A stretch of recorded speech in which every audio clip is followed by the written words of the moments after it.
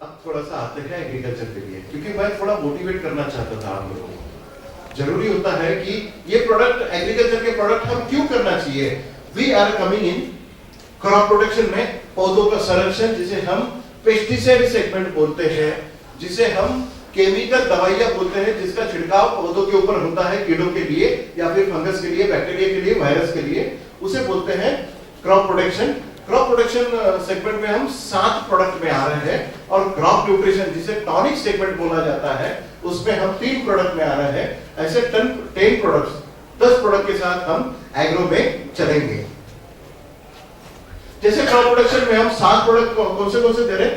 PPH buster, treatment, plant escort, white crust, fungi कवच, virus and भूअस्त्र। यकीन मानिए हर पौधे का संरक्षण इन सभी प्रोडक्ट्स के साथ में हम कर सकते हैं। ये हम चाय के लिए भी कर सकते हैं, टमाटर के लिए भी कर सकते हैं, कैबेज, कॉलीफ्लावर, चावल की खेती, गेहूं की खेती, गन्ने की खेती, स्ट्रॉबेरी की खेती, एप्पल की खेती, सब के लिए आप ये प्रोडक्ट इस्तेमाल कर सकते हो। अलग अलग तरीके से अलग अलग समय पे इसको इस्तेमाल किया जा सकता है। एंड क्रॉप न्यूट्रिशन सेगमेंट में हमने grow magic, MI spray and modify, ये 3 प्रोडक्ट आपको दे रहे हैं। ये क्या है? ये प्रोडक्ट्स 10 के 10 प्रोडक्ट जो है ये ऑर्गेनिक प्रोडक्ट्स है। मींस प्लांट ऑयल, जो पर्टिकुलर प्लांट ऑयल्स इसमें डाले गए हैं, ये किसी भी प्रकार से कोई पॉइजन नहीं है। क्या कह रहा हूं मैं? इसमें किसी भी प्रकार का कोई पॉइजन का ट्रेसेस या पॉइजन नहीं है। इससे आप सुसाइडल अटेम्प्ट भी नहीं कर सकते हो। इन दवाइयों से किसी की जान नहीं जा सकती है, पूरी पी लिया तब भी आप सुसाइड भी कर सकते हो। दिस इज ऑर्गेनिक दवाइयां, मतलब आयुर्वेदिक दवाइयां हैं जो खेती के लिए इस्तेमाल होगा। It's a interface between our ancient know how, ये अपना ही एंसेंट नो हाउ, पुश्तैनी नॉलेज है आयुर्वेदा का, जो हमने मॉडर्न एग्रीकल्चर के लिए इस्तेमाल किया गया है। हाँ, हो सकता है किसी ने पी लिया तो उसको गहरी नींद आ सकती है, 12-15 घंटे तक वो सो सकता है, या फिर उसका पेट गड़बड़ हो सकता है। तो बट कभी नींद ना आए तो 2 ढक्कन मत लेना।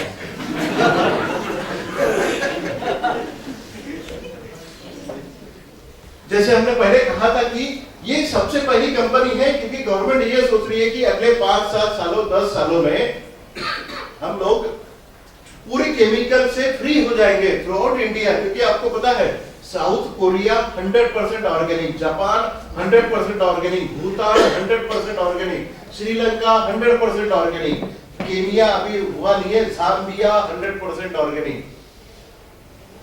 बहुत सारी यूरोपियन कंट्रीज में 100% ऑर्गेनिक चल रहा है।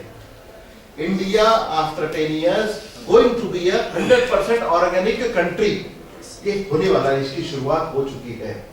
बहुत सारे स्टेट ने, सेंट्रल गवर्नमेंट ने कंपल्सन किया था कि आप कुछ परसेंट में ऑर्गेनिक खेती स्टार्ट करें।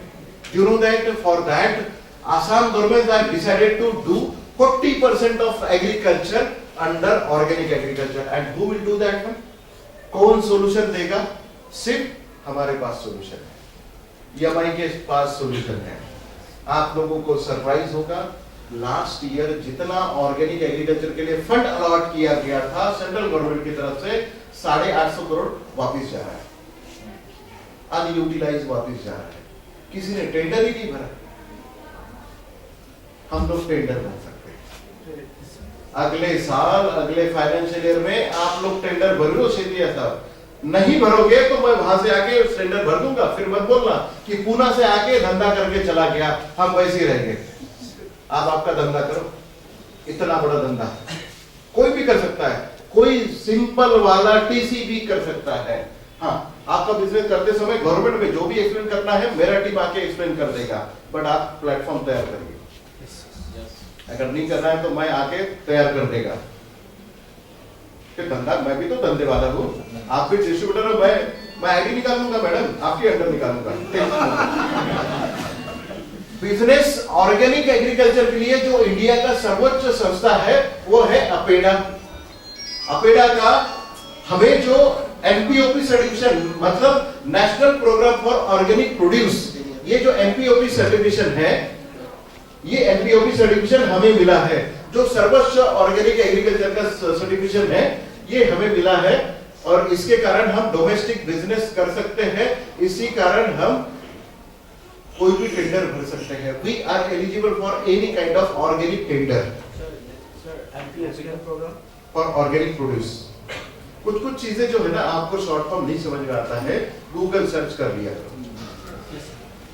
आपको मिल जाएगा, गूगल सर्च में। MPOP certification, IFOAM, international federation of organic agriculture material, IFOAM, ये जो इधर लिखा हुआ है, ये इंटरनेशनल बिजनेस करने के लिए सर्टिफिकेशन है। आप दुनिया के किसी भी कोने में आपका प्रोडक्ट एक्सपोर्ट कर सकते हो। अगर आप में ताकत है, दम है, तो जाइए वहां पर बोलिए। एग्रीकल्चर में अगर वहां पर भी कर सकते हैं, करिए। आपको बता दूं कि दुनिया की ऐसी एक कंट्री थी जहां पर कोई इंडियन नहीं था। ग्रीनलैंड, मालूम है आपको? मालूम है? लास्ट ईयर तक कोई दूसरी कंट्री का वहां जाके बस नहीं सकता है। उनके पास फीमेल की पॉपुलेशन इतनी ज्यादा होगी, मेल ही नहीं है। वहां पर 50%, मतलब अगर 100 लेडीज है तो जेंट्स 50 है। उन्होंने, मतलब ये रेशो पता नहीं कैसे डिस्टर्ब हो गया वहां पर। उन्होंने लास्ट ईयर सब माइग्रेंट्स को परमिशन दे दिया कि यू कम टू ग्रीनलैंड, आप परचेस कर सकते हो, बिजनेस कर सकते हो, यू कैन एस्टैब्लिश हियर, आप नेशनलिटी भी ले सकते हो। इमीडिएटली 750 इंडियन जाके वहां बस गए।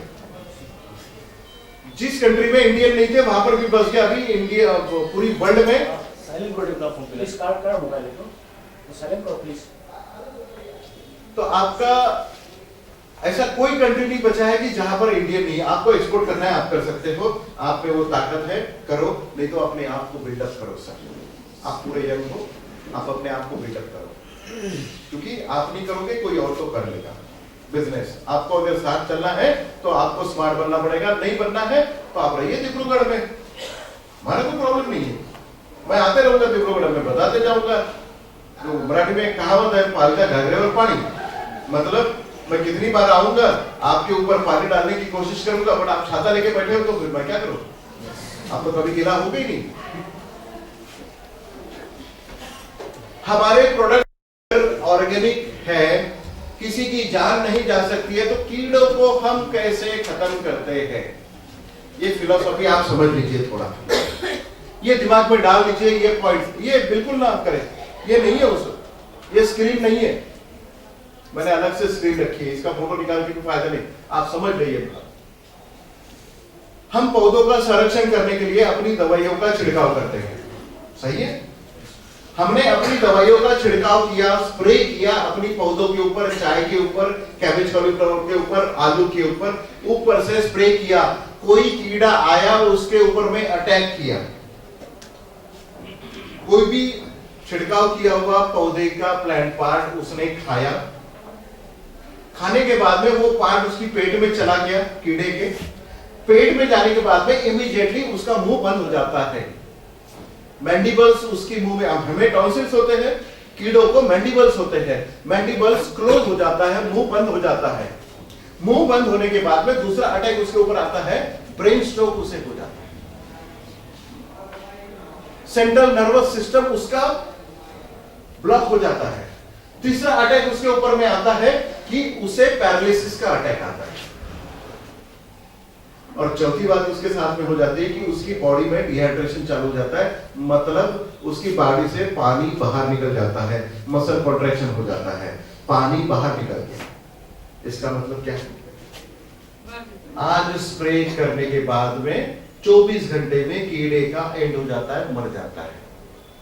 हमने मारा ना, हमने तो अपनी पौधों के ऊपर छिड़काव किया था। वो आया, उसने पौधे को खाया, उसकी पेट में गया, उसका मुंह बंद हो गया, ब्रेन स्ट्रोक हो गया, पैरालिसिस का अटैक हो गया, पानी शरीर से बाहर चला गया। हम मारने थोड़ी गए थे, पॉइजन नहीं है हम,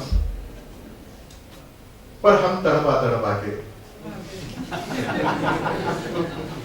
हमने किसी को नहीं मारा, हम अहिंसावादी हैं, हमने नहीं मारा है।